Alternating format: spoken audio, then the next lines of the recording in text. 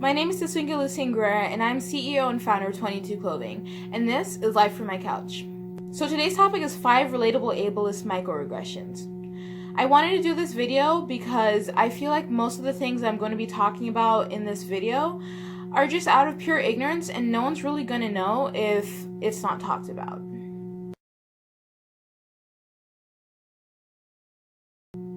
So my first one, which is also one of my favorite ones, and I'm being sardonic here, is the pimp cane. So the pimp cane is an uncomfortable joke that a lot of able-bodied people make when they first meet or see a disabled person.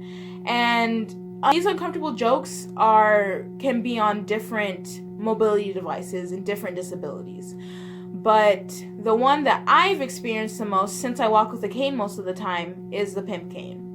So this joke is uncomfortable because obviously you're trying to make yourself comfortable with my disability rather than breaking the ice with me and making us both comfortable with each other.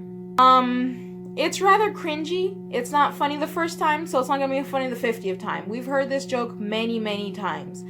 And if you want to know a disabled person, if you want to get to know a disabled person, just ask them normal questions. Just say, what type of music do you like? What do you like to do for fun? Simple things like that, because we are normal, everyday people. So ask us normal, everyday questions. My second one is referring to people in a wheelchair as a vehicle. So this is completely unnecessary because vehicles are objects and people in wheelchairs are people. Just because they use wheels to get around doesn't mean that they're a vehicle or that they need to be referred to as one. It's like you're referring to them like an object.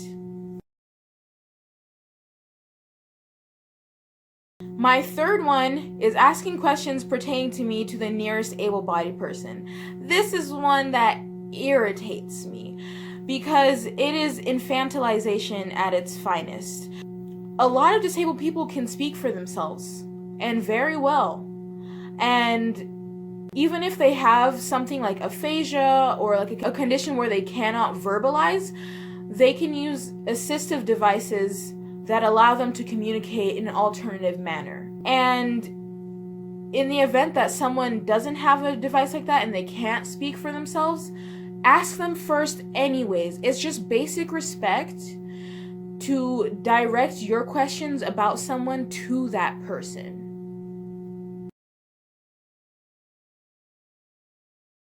My fourth one is asking friends and family what's wrong with me. So this will happen a lot when I'm like at a party or in a group of friends and I'm meeting someone new for the first time. I walk away and it's usually an earshot. They'll be like, why does she use a cane? Why is she disabled? What's wrong with her?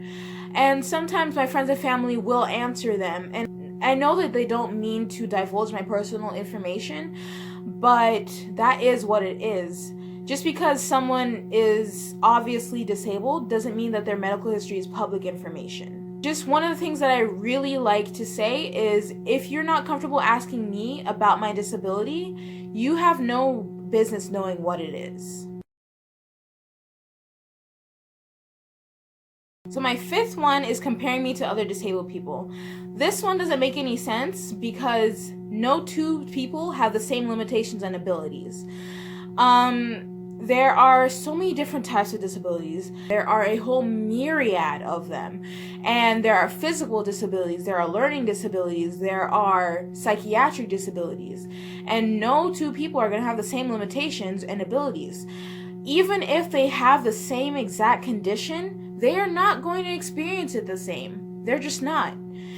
And it's just not fair to compare two people like they're the same person.